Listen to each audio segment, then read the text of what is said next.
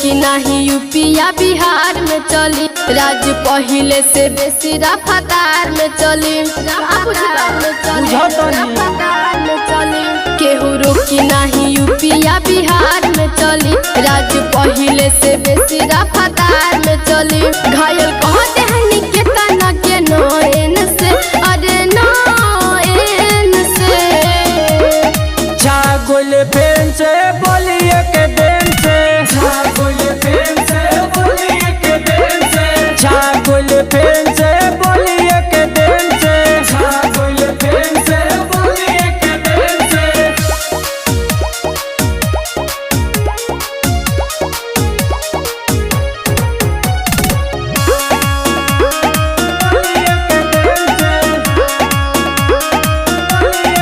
नयन से फाइन के बनैले बानी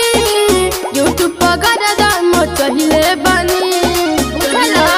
अरे हो मचहिले बानी बात बोलो तोरे बड़ा की हजार बबुनी आके बोलिया पटोइले भतार बबुनी अब रहे तो हमारा के चैन से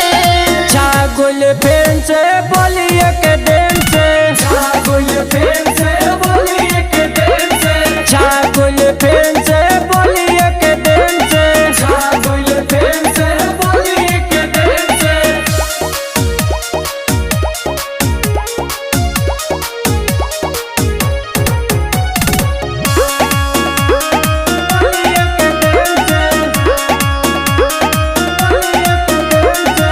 जानत नहीं खा हमारे औकात हो रंजित राजा से करी ले बात हो मर्डर हो जाए हाँ तो सुनो बोलिया के रंगदार ब्रिजेश हवे रे ढेरा बोलबे तो दुनो धक्के मिस दिहे रे